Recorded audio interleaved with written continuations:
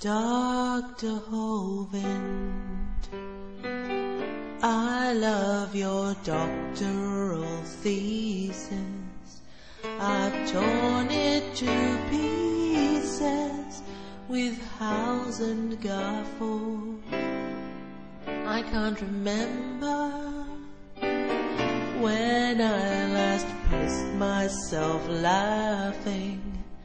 It's a good thing the thesis mopped the piss off the floor. Welcome to part 20 of this read-through and peer review of Kent Hovind's doctoral dissertation, which was published on wikileaks.org on December the 9th, 2009. If you have not yet seen the previous episodes in this series, then I recommend that you go back and see those first, as I will be starting off in this episode exactly where I left off in the last. In the last episode, Kent started telling us all about Charles Lyell. He continues in this one. Kent goes on. Lyell had a determination to destroy the idea of the biblical flood in the minds of people. Yes, Kent. For years, Charles Lyell collected the evidence, studied the evidence, and came to the conclusion that the idea of the Great Flood was bullshit. What's more, Kent, he obviously saw absolutely no reason for people to keep on believing that the Great Flood happened if the opposite was actually the truth. Kent goes on. He promoted the teaching of Hutton. And which Hutton is that, Kent? Matthew Hutton, the 17th century Archbishop of York? The other Matthew Hutton, the 18th century Archbishop of Canterbury? Sir Richard Hutton, the 17th century lawyer? Or the 17th century MP from Knaresborough? Or Baron Hutton, the author of the Hutton Report into the death of Dr. David Kelly? Are you going to explain which Hutton? No, you're not. It'd be helpful if you did, because it'd give us some ideas into exactly what the teachings were. But never mind. Let's carry on. Each of these men just built on each other's sinking foundation. Now, this is obviously where first names and full references become relevant, because I'm presuming you could be talking about James Hutton, who incidentally died the year that Lyell was born. He was a Scottish geologist and is known as the father of modern geology. But there's also Frederick Wollaston Hutton. He was a contemporary of Lyell, and he was also a geologist. Which one are you talking about, Kent? Either way, the evidence put forward by all three men is somewhat more substantial than what was found in your Bible that was written by goat herders who lived in the desert. Anyhow, viewers may think that I've suddenly skipped a few paragraphs, but I haven't. No, Kent does just suddenly change tack mid-paragraph. There was a movement in the early 1800s to disarm the monarch system of government. They saw that the Bible taught that you should obey the king, and therefore the Bible stood in the way of democracy.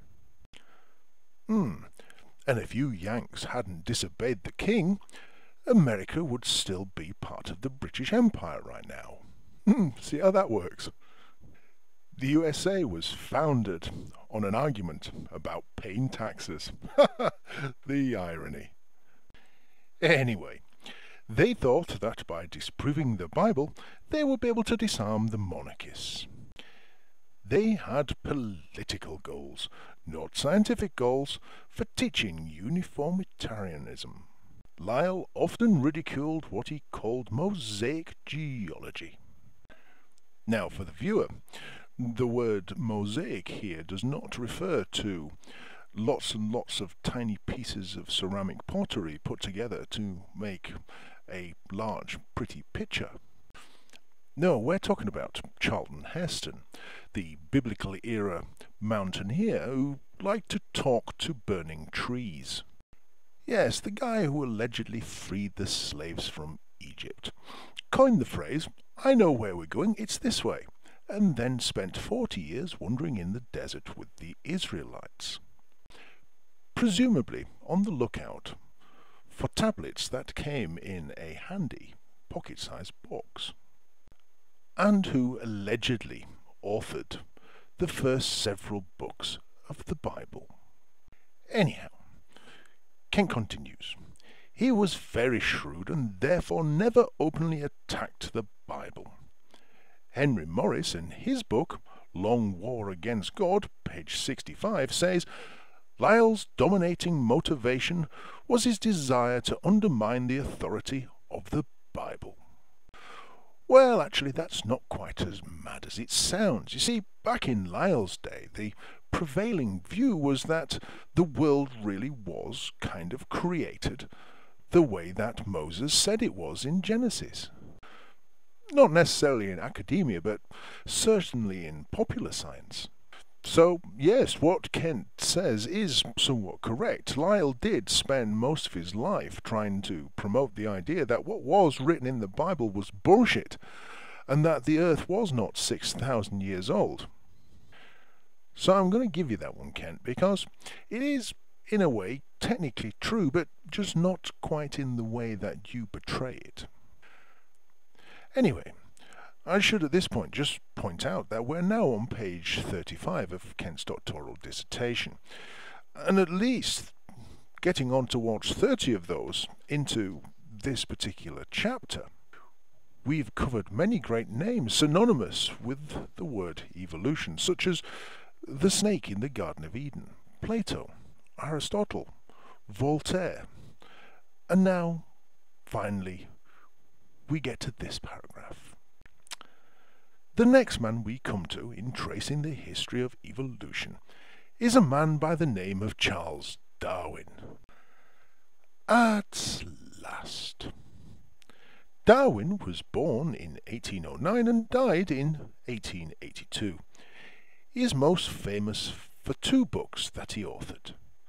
The second one was The Descent of Man.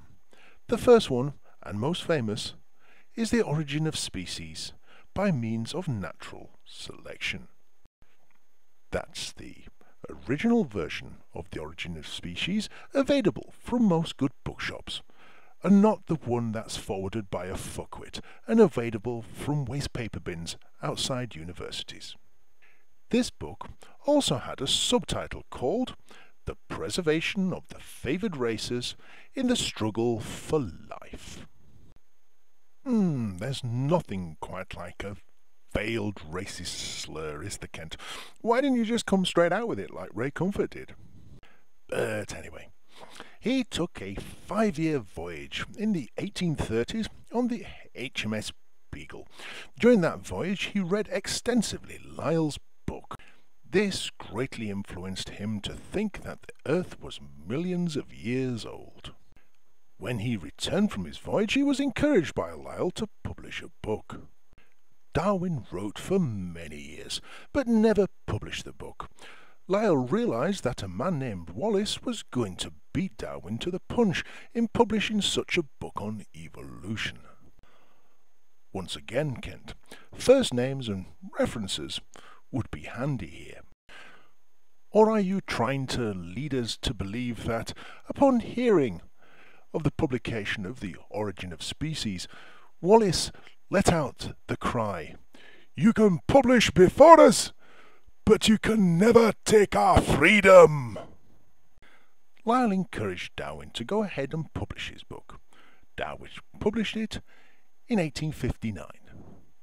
And as we know, the rest is history.